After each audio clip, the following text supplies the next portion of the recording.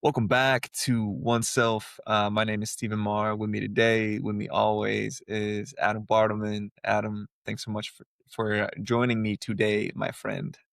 Of course, as always. Yeah, so I'm almost getting tongue-tied right out the gate. Yeah, so hopefully we keep that to a minimum, folks.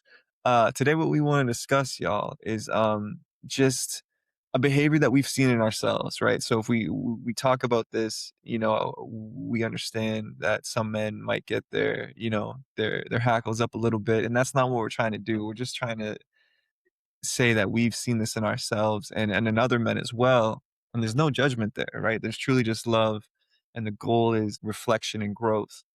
And that comes to the difference between being nice and good, being a nice man or a good man. Adam mentioned this when before we hopped on, where it's like, what's a good way to judge a person's character is, how they treat waiters or maybe custodial employees at a place, right? It's like, are they nice to those people just because, right? Just because it's a good thing to do, or not, right? And it's kind of a good way to judge character. And I'm notice of that too. I'm cognizant of that, right? People say if they're going on a date, right, that's a red flag if someone is treating a waiter or service member rudely, right? And I think that's a fair point, because when you can't, or when you judge, or when you treat someone poorly who isn't necessarily doing anything wrong to you, but you still feel the tendency to um, see them less than you or other them when they're also human.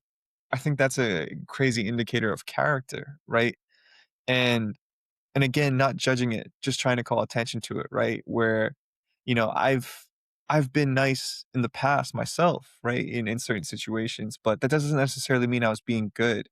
Sometimes that means I was avoiding conflict, right? I was very conflict avoidant, and me being nice was a way to just get out of or avoid conflict and not stir any pots. But is that truly a good way to move through life? Is that a Mm, way to live in integrity, right? And to have fortitude in yourself and your beliefs and what you're passionate about. And it's like, no, it's kind of just letting those things wash over you when you're not strong in your beliefs. So if you're just being nice just to keep the game going, or just to pass over the conflict, I actually, wish it was an action I probably did as a younger man. I don't think that's a good thing.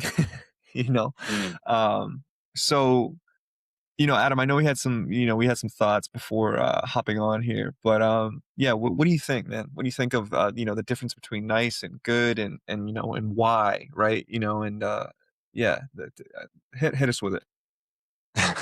Well, yeah, just it's kinda like, um, you can be nice in place of being honest, right? Like you're saying, so I think that's kinda what you're saying there, like, sometimes we try and be nice, Yep. and that's actually dishonest, and that ends up leading us down a path that, oftentimes we can look back on and say like, "Man, I should have just been honest in the first place."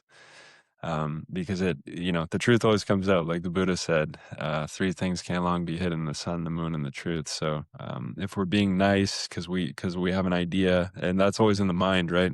We're thinking we know how best to control this, and we might go against our hearts in those moments and try and do what we think is the nice thing. It ends up being the not nice thing. It ends up with hurt feelings later on. That's been uh that's been my experience, at least. And yeah, growing up definitely with some people pleasing tendencies, some survival mechanisms from childhood. It's an easy path to fall into, and I think a lot of us do. But is that kind of how you were looking at it too? You were seeing it? Yeah, dude. Yeah, I guess when you're wrapping yourself in niceness, or just being like, it's all good, no worries, you stuff down feelings, you stuff down Right. emotions. It can be toxic. Which, again, like you said, is that how I truly feel? In order to placate others or soothe myself, right? Soothe my own nervous system, I Yeah. am stuffing down my own feelings and emotions. And like you mentioned, is that truly being honest or truthful to myself or to others in that moment? No. Right? Yeah. And when you're not putting that out into the world, how you truly feel, it's like I don't think you're gonna find the people that you need, right? Or the people that you Yeah. connect with the most. So it's an unfortunate thing that a lot of us hide ourselves, because then you're almost doing yourself a disservice into finding the people that could truly understand you or truly connect with you. And I'm speaking from my own experience, y'all. Like I need to do a Yeah. better job at this, right? And still working Yeah, at me this, too. right? The truth, Yeah. yeah, the truth within myself, right? And how I feel, and verbalizing it or writing it down, or Mm. expressing it. And I recognize now that just because I'm nice, it doesn't necessarily make me a good person when I'm hiding parts of myself to others that care about me, right? It's actually doing a disservice to others, and actually might cause more conflict, because um I'm contained, right? Like, everything is contained, right? It's not expressed Mhm. outward. And I have the ways that I've expressed myself, right? Which is largely music, right? Music is a Yeah. way that I have a lot of self-expression. But that's not that can't be the only outlet, right? There has to be other ways to express that, and to voice that. So yeah, brother, those are my that was kind of my experience with that so far. Yeah, and it's like not being nice ends up, or when we follow the idea of what we think nice is, we end up not being nice, and primarily we're not being nice to ourselves, because if you're not being authentic, then as you said, you're not gonna attract the people that are authentically, magnetized to you. So then you end up running with the wrong crowd. You end up getting into, and this is karma, right? Because it's all attachments in our minds anyway. So then you end up in situations that you wouldn't consciously choose, wouldn't be your first choice, and then that those bring consequences. That brings the suffering, which then ultimately we loop through long enough until we get to the point of realizing, like, hey, this was all because of my choices.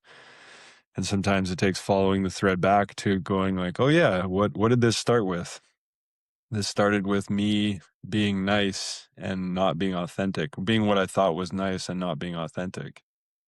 And yeah, it's kind of cool because we come back to realize that it's always our own creation. We're never victims. It spans lifetimes even.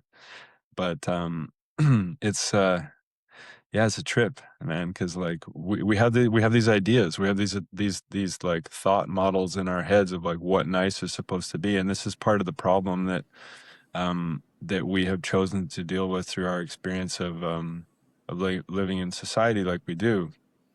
And I think of Terence McKenna's quote, "Culture is not your friend," because like a lot of these ideas of how we think we're supposed to be, we inherit, right? And as we grow up and we realize that we're bumping up against the walls of this cage that we've built for ourselves. We go like, this doesn't feel good. This doesn't feel authentic. And it's through those experiences that we come to find our truth. And then this is again how we ultimately come to see that suffering is grace, because that suffering is of feeling the discomfort of that suit that doesn't fit quite right, that mask that doesn't sit on our faces quite right. It's what pushes us to finally seek that authenticity. And yeah, man. So but the journey, right, is like, and looking at the behavior specifically, and like for our conversations, centering normally around men, and the narcissism that is expressed throughout our society, which again I apply these, like, understanding that we all carry narcissistic tendencies because we exist within this illusion of separation, which is an illusion.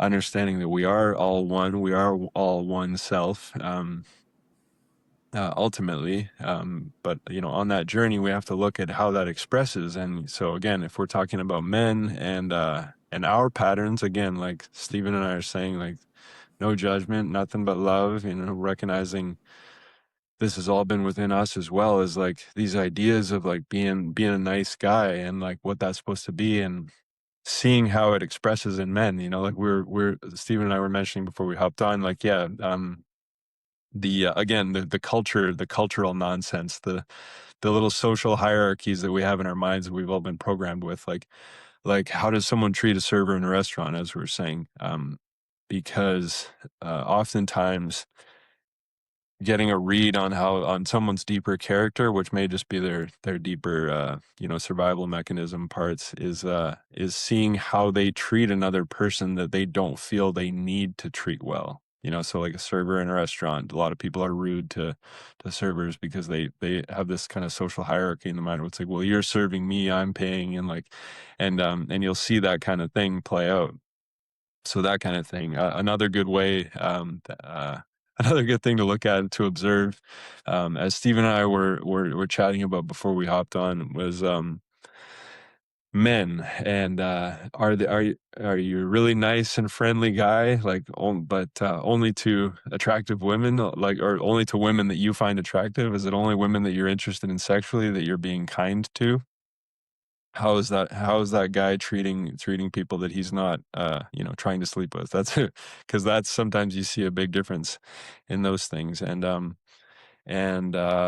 yeah, and totally have caught myself in the past being like that, being a little bit kinder to someone, like to what I consider a pretty face. And that's something to look at. That's part of the work, because that's not fully in integrity. That's not fully authentic of me, because if I recognize that everyone is me, then I'm going to be treating everyone treating everyone the same, and not being so conditionally loving, because ultimately, um you know giving our positive energy to people on condition is conditionally loving, which is a reflection of a conditional love that we hold for ourselves.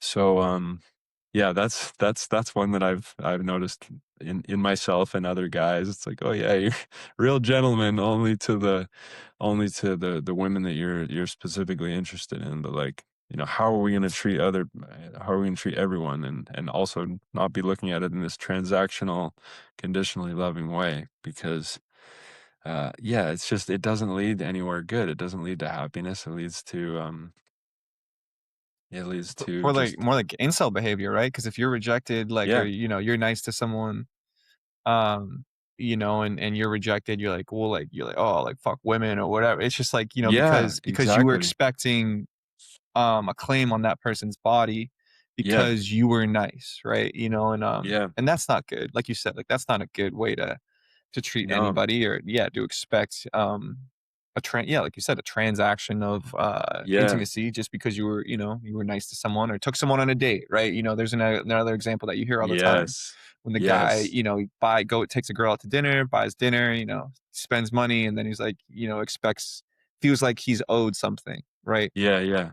Yeah, that's a great example. That's a really good example, because again, it's like everything connects so quickly once we pull the thread a little bit, and we look at things a little bit more closely. It's like therein is like pulled in the conversation on objectification, as you said.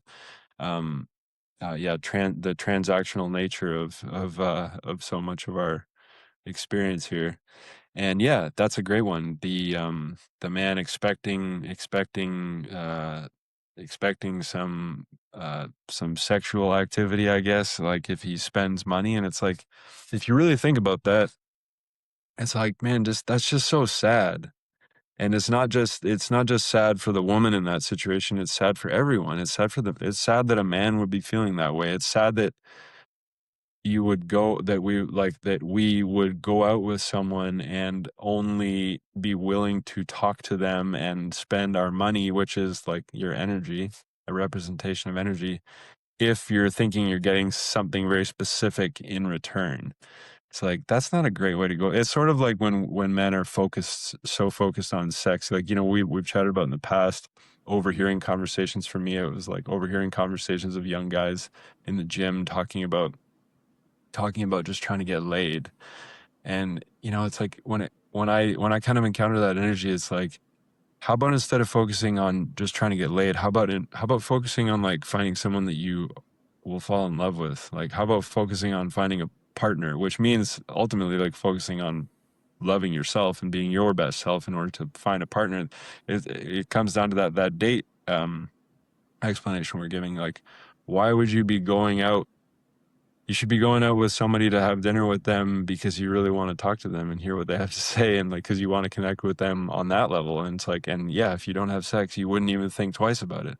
It's like, because you're like, yeah, I had a great time, and I paid because I could afford it, and I felt like being a gentleman because that's just, again, sure, another societal script and another program. You don't have to do that. You could split or whatever. But if that's something that makes you feel good from as whole and as centered a place as you can see, and you're not expecting something in return, and it's not this transactional thing, then like that can be a beautiful thing. And especially in a patriarchal world in which shit has gone so sideways, and I like to look at those instances like that as opportunities. It's like it's not an opportunity to try and get something out of someone. It's like I mean, in my more recent past, like I've been on dates with people where I'm like, I absolutely know that I'm a little while into it, I know that I'm not interested in them further than maybe that date. um don't want to have any physical relationship with them, but I'm still, have still been happy to, be polite and have a good conversation and pick up the check because, it was within my means to do so. And that still felt like a good thing. And it's like an opportunity to make a woman feel respected and safe. Um, and, it's like, hey, not everyone's just trying to get in your pants kind of thing. Those can be healing experiences for everyone involved. So, it's something to think about. It's really like if we are thinking in that way, if we are thinking like, I hope I'm getting something out of this, that's the time to hit pause and take a step back and look at yourself and go like, maybe I shouldn't be going out with this person if that's all I'm thinking about. It's okay to be attracted to someone. It's okay to be like, yeah, that'd be awesome to have a physical connection with this person, but not to be attached to it. You know what I'm saying? Like just to be able to move through, like no matter what the outcome of this situation is, I'm happy either way, and that's a good way of like, collapsing the energy of anything, of collapsing the attachment to something, is like looking at the full polarity of it. Like, will I be happy if things go really well and we go home and have a physical connection? Yes, that would be awesome. Will I be happy if it doesn't go so well and I pick up the check and she doesn't want to talk to me anymore? Yes, that would be awesome too. Like, and when we get okay with either ends of that Yeah, not polarity, it's getting like, attached to either outcome. exactly. Well said. Not getting attached to either outcome. And then that's a beautiful way to move through life, because then we're flowing in the middle, And yeah, what a more peaceful place to be. Yeah, absolutely. No, I agree with you, dude. Dating's hard, and it's the frustration I've experienced in the past, or I'm sure others experience, where one party's more interested than the other, or, vice Right. versa, and it's just like, yeah, it causes some frustration, and it's awkward, and it's embarrassing. It's like it's all those things. But just, Yeah. not putting so much pressure on the outcome of, like, it has to succeed in this specific way, which, if it's physical intimacy for a lot of guys, like, if that's their goal, not getting attached to that probably leads to, better mental health. Less You know what I mean? suffering. Less Yeah. suffering, right? Yeah, yeah. I think Yeah. that this framework that we put on the dating causes a lot of suffering, and on both sides, right? On Oh, everyone's of course. on everyone's part, right? Yeah. Um, I mean, violence, right? yeah, Like yeah. it's scary out Yeah, there, actual especially physical for women. suffering as well as Yeah, mental, yeah. Yeah, Yeah. so, And yeah, and leading to down the self-harm path too. It's like it's all there, man. It's like it's yeah, it's a volatile situation given all of the attachment and energy that we put into it with these expectations and objectification, and then just that undercurrent of like, patriarchal violence. It's like intergenerationally traumatized population, it's a lot to look at. and you mentioned this before we hopped on, which is, like, another reason to be nice to just anyone, even if like, you're on that date, or, whatever social circumstance, and that person might not be a friend, or, a potential partner, love interest, whatever the case is, but to still be nice to them is because, the title of the show, y'all, is called Oneself, because it's Mhm. like, expand your definition of what you consider yourself to be. Like I am Yeah. not just Steven, Adam is not just Adam. Like I'm also you, like whoever is listening, and I'm also everyone I see. I'm all parts of this planet. And Adam, you brought that up before, so like I just want to hear your thoughts on that too, man. Like, another reason why, I think just, not just being nice. You mentioned not just because of the morality of it, but because Yeah. you understand that being nice to others is being nice to ourselves, right? Yeah, well, it's understanding, like, if we're living our lives through moral code only, like, that's not gonna lead to happiness because morality changes over time. Again, we just look to, like, recent history, what used to be okay, like, 50, 60, 70 years ago in terms of, like, like, just in North America, like, the stuff that used to be socially Yeah, acceptable, like institutionalized racism. I mean, not that it still isn't existing to a degree, but, like, there were way, laws, and yeah, it was like, way worse. and it was like that was considered okay. That was considered moral by the collective at the time. And then it started to shift to the point where less and less people that, found that okay. And then it finally it starts to make a change. But basically just understanding that if we're living our lives by codes of what we think are right and wrong, which are just things that we've inherited, we've been programmed with, it's like that can only take you so far. But as we drop out of the ego and into the heart space and recognize that we are all one, it ceases to be a moral question of like, should I steal from that person or not? Should I hurt that person or not? Should I should I pressure this woman into being sexual with me or not? Like that doesn't become like, oh, the little like angel and the devil sitting on the shoulder like the old cartoons. Like it's just when you expand on your concept of self and your definition of self and you recognize that that person is you as well. It's the golden rule, do unto others, you have them do unto you, because they are you. So how do you want to be treated? It's like the ego sort of pattern recognition survival mechanism system is based in like is our sort of more primitive tribalistic way of thinking, right? Because it's generally like, well, am I going to be nice to this person? Well, like, is there any social like value in that? Like, people live in a small town and they're nice to their neighbors because they know that their neighbors might help them out sometimes. That's kind of how the ego is like, okay, I have a finite amount of energy. There's only so much time in the day. I'm not going to go out of my way to shovel the sidewalks of all my neighbors' houses when it snows, unless I think it's like getting something for me. It's like, is it social standing? Like, are they going to bring me cookies tomorrow? Like, are they going to shovel my walk when my back's sore? And that's generally how the ego is thinking, right? It's like it's checks and balances. It is transactional. Um, and that's our our past. That's tribal survival mechanism stuff, right? That's primitive. It's like we can understand why we have that lower mind for that experience of going through this process of evolution, this illusion of separation process of evolution, under like having the experience of being separate and like trying to survive and make it to get to the point of realizing as we evolve individually and collectively to realize that like we're all one and it's all gravy, always has been. There's nothing to be afraid of.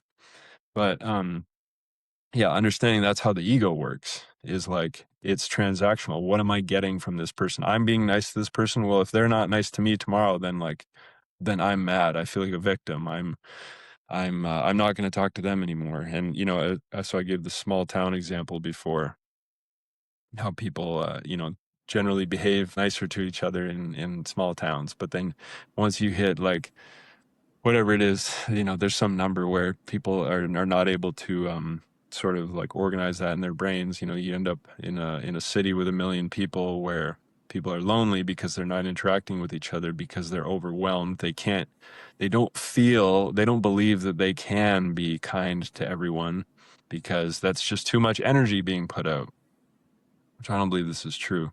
But like that's kind of the ego perspective, right? There's too much energy being put out by holding doors open for people all day and smiling and waving hello when you're walking through like the downtown core of like a very populous city.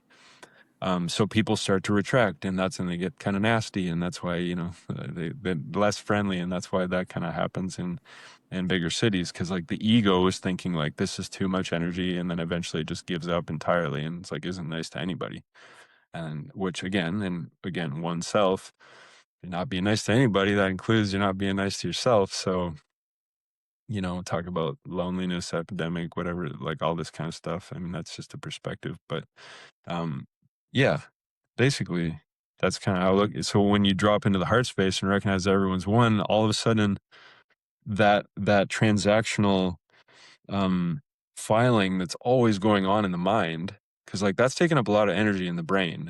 If you're constantly just seated in the ego, recognizing everything as just like you're going through the system of pattern recognition all day long in that kind of mammalian tribalistic primitive brain. That's exhausting to try and be like, well, is this person a threat? That person might offer me something. If I'm nice to them, it's going to increase my social standing. If I'm nice to them, they might give me a present. They might pay me, whatever. It's like that's really exhausting. But if we drop out of that and into our heart space, not only is that energetic exchange not going on anymore, but we're actually tapping into an infinite flow of energy that comes through our heart space, and we're able to just flow through even a crazy crowded place and be just a beam of light, a beacon of light within that space, um sharing love, and like just being our most authentic selves, which is understanding that we're all one. So yeah, man, it's kind of cool like that. But I think, does that answer your question? I think that was uh, like what we were mentioning before. Yeah, yeah, no, absolutely, absolutely, it does. And yeah, yeah. So, and tying it back to, I know we kind of got like, big idea there, y'all. Where it's like, we're all one being here. And so it's Yeah, just like tying it back to the everyday, right? And so I think that that's powerful. It's a powerful perspective to hold. Um, anytime you're overwhelmed or anything like that, it always helps for me to zoom out, right? yeah, Will this matter to me in a year, 5 years, 10 years? If yeah, it does, then it does matter. Absolutely, it does matter. But just a shift in perspective on what you consider the human experience to be, I have found helpful. So hopefully, others will do the same or find the same benefit from just shifting their perspective of what they consider to be themselves, right? And yeah, that applies beyond humanity too. Like Adam mentioned, if you're throwing trash in the woods, that's not good either. Like, we yeah, expand that definition beyond humanity, expand it beyond um, humans, apply it to the planet as well. Like when we're, being nice to the planet and the creatures on this planet, treating them with dignity as well, it expands outwards to all of it, right? This information is nothing new, y'all. Like, if you're reading Buddhist philosophy or, any of these religious texts, a lot of them are saying this sort of stuff, right? And so yeah, brother. Yeah, I agree with you. I agree with you. And that would just be my only point to add is just, and you've mentioned this in the past, not that you haven't said this before, but just, expand that beyond just the mm. human capacity, the human interactions. Yeah, and it's like the more closely we look, it just gets, it's just so obvious. All we have to do is shift perspective, zoom out or look a little more closely or do both at the same time. It's yeah, it just becomes clear, because as you mentioned, yeah, I hope we're saying the same stuff over and over again, and obviously little changes here and there, Yeah. but like the reason that all the mystic traditions of all of the of all the spiritual traditions around the world say the same thing is because they are all saying the same thing, because they're all tapping into the same awareness, and it's really simple if you look at it. It's like insanely complex, but also perfectly simple at the exact same time, which is, just beautifully paradoxical, because that, of course, Yeah. is contained within the creation here. So it's, yeah, man, that was actually something a friend of mine used to say. It was like, understanding that like throwing a piece of trash in the forest or like a river is it gets to the point of like, early on in the journey, it's like, okay, like hypothetical person, for example. throws trash in the river one day, doesn't care. Like, this is most convenient for me. And then they learn a little bit of stuff, and they begin to understand like the judgment of others, and that like other people don't think that's okay. So they're like, okay, one day, like, the next day, like, I would like to throw this piece of trash in the river rather than walk all the way over there to the trash can or the recycling or whatever. Um, but I think that it's bad. I have agreed to adhere to this moral code that my society has chosen, and I want to align with, because I want to be part of that society, and I want to feel safe. I want to be part of the tribe. So like I'm saying like, okay, I'm not going to do that anymore because I think it's bad and I want to be good. But then the awareness expands some more, and then the next day it's like, okay, I'm not going to throw this piece of trash in the river, because for the same reason that I'm not going to go home and like, take a hammer and smash myself in the hand with it, or, cut my fingers off with a saw, because it's equally as insane as doing that. Like, going home and like, mutilating myself is the same thing as mutilating the earth. And I don't need to think about that. It's not a moral choice of like, is this good or bad? It's just the most obvious, simple truth that doesn't make any sense. So I'm not going to do it. And, and, uh, and then I don't know what the next step is after that. That's right. We're there, but that's kind of how I look at it, and that, again, that was, a way of explaining that a friend of mine shared with me a few years ago that I always really liked. And, yeah, man, because like, that's the thing, sometimes you see people doing stuff, and this is the thing where it comes back to like non-judgment. I remember even that actual exact example. I was on a hike in BC, and I watched some guys, two young guys, like throw plastic water bottles like on the ground in this like beautiful hike, and I was just like, "Hey, boys, no, we don't do that." And they were not from Canada, and I was like, "No, we don't do that here." And like, and I got them to pick it up and carry it. But it's like not walking away from that interaction going like, "Oh, those guys are scumbags." Like, they just don't know any better. And like, and that's not like a judgment or like something to, criticize. It's just like getting to the place again, applying that concept of like, expanded sense of self, of oneness, is like understanding, like, having compassion, because like where they're at. And it's like, I can remember perhaps to a time, I mean, I don't think I was ever personally throwing trash on the ground, but like, I'm sure, in another life for sure. And like, just getting to that place of compassion, not being mad at them, just understanding them. First, like, maybe being mad at them, and then, the journey might be being a little bit mad at them, being sad for them, and then realizing that it's all perfect and that we just lead by example. And, maybe gently say something if it's needed, or just as we say, lead by example, be the change. Take that trash, put it in the recycling bin or the garbage, whatever. But not holding any animosity in our hearts for those people, because they're us too. Yep. And also like understanding, in order to be, if we're still in our ego roles and stuff, in order to be, um, you know, the environmentalist, and be wearing and be attached to that role. If we are attached to that role, which is another ego trip, then we need the guy who's throwing garbage on the ground in order to fulfill that role, that um in order for the dharma to play out. It's like we need that. So it's yeah, always zooming out, like you said. I like that, to be able Yeah. to see, the bigger picture. Yeah. And of course, this is the goal, right? Like, I am not by no means like, perfect in this behavior, right? Like, of course, I Oh, still me get, either. flashes of, annoyance or anger or what have you, observing other things, observing other people in this world. But what it does is help me recover better, like, when I'm going through those Yeah, moments, right? It's like, if I feel the flash of anger or annoyance, like you said, like, if I saw that, I would've been, like, annoyed or angry at the boys, but it helps me recover better, like, maybe they don't know any better, or, whatever the case is, if they're yeah, young, it's like, no one taught them. Maybe they're from the city, right? They have no yeah, clue, right? Who knows?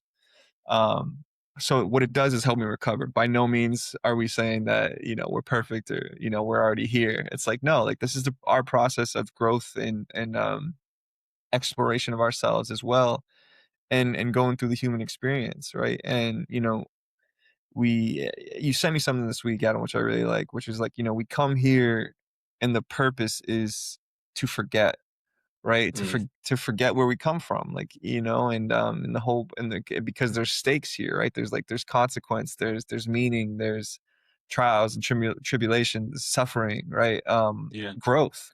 There's good things too. There's beauty, right? There's a lot of amazing things. And when we come to this when we come to this world, and everything we're taught, indoctrinated into, is trying to create separation. You're a yeah, different religion from that, you're a different nationality from that, you speak a different language from that person. All these things that separate us are an illusion of separation. They don't actually yeah, separate us, but create this yeah, illusion of separation.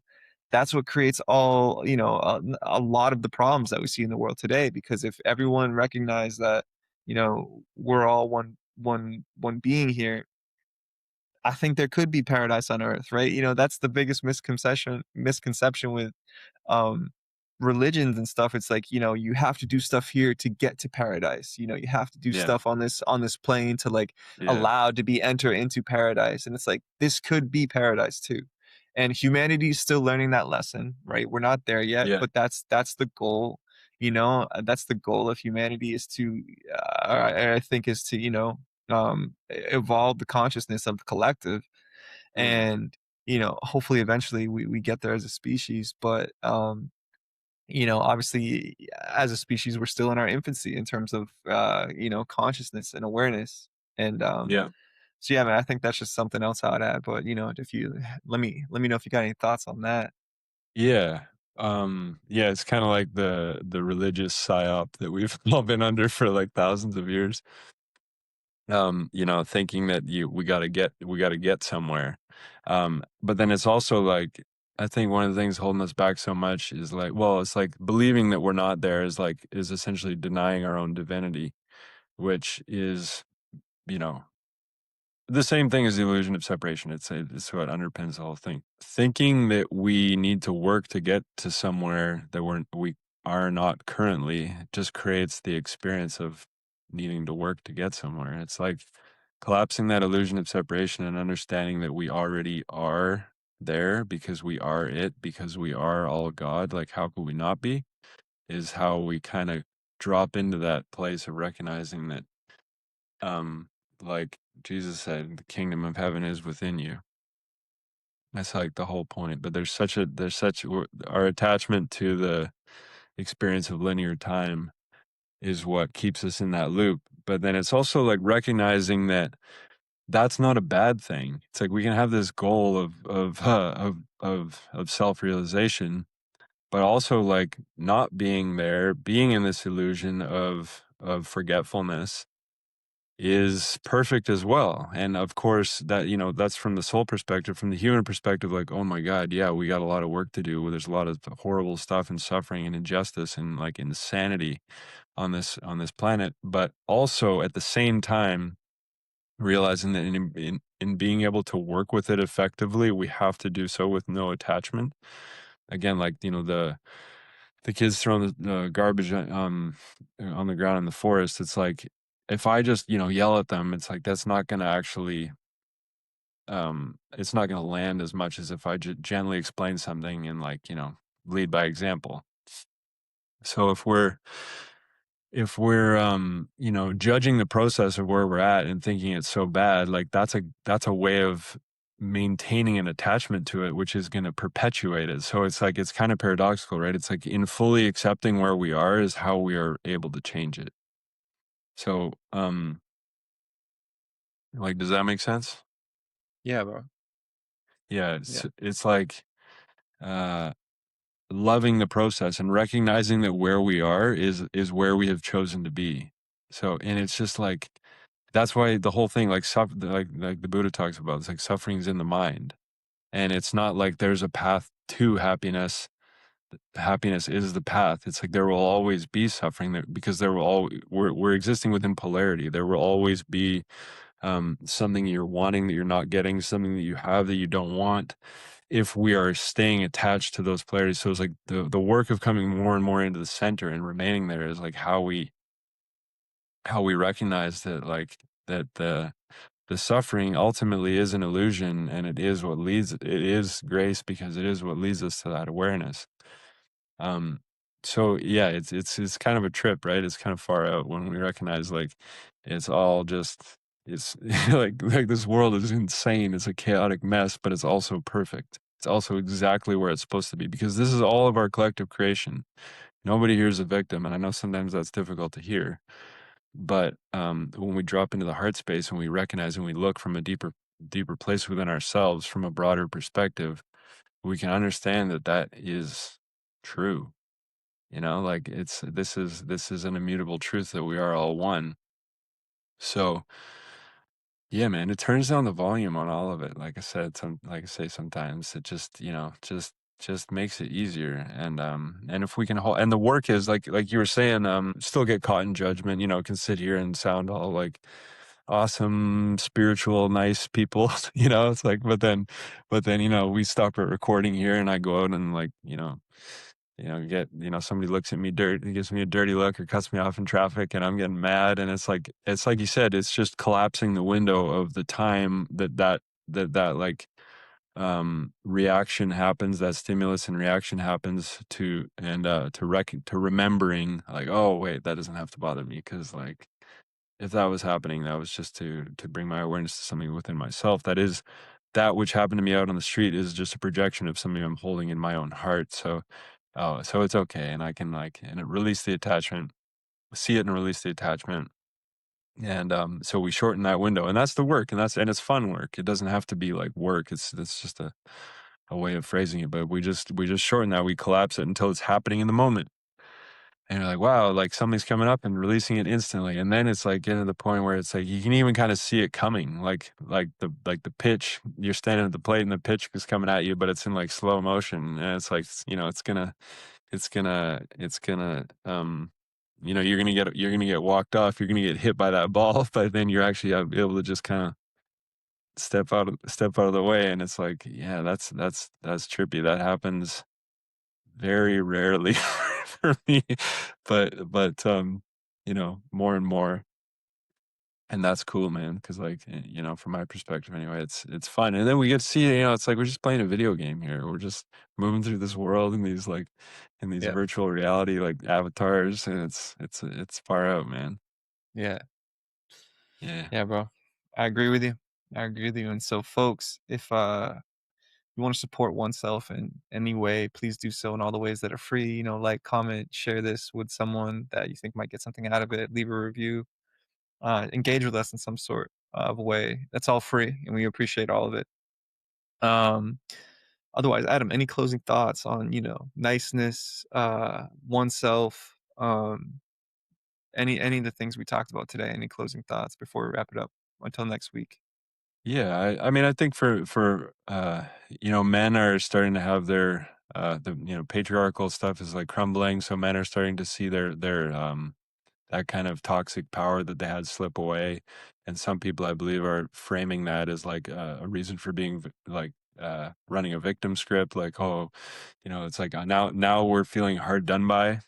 And it's not, it doesn't have to be like that. It's like things coming into balance it's an opportunity. It's not, nothing bad is happening. It's an opportunity. We have an opportunity to be good. It's like, whatever it is we're doing. It's not just about like being good at our jobs, it's like being a good man and like whatever that means. We're talking about good and bad or like relative and it changes over time. But whatever that means for you, which is like dropping into your own heart and just feeling, um, where's my opportunity to be good and then do good in this world in my day.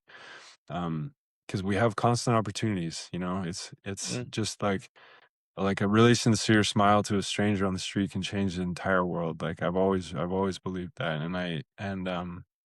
It's just we hold that awareness. We maintain the perspective and Yeah. move through this life Picking with up more some grace. trash in your neighborhood, right? Yeah, Making a yeah, that difference, too. like don't, Yeah, yeah, that's changing the world, right? That's yeah. that's a great place to start too.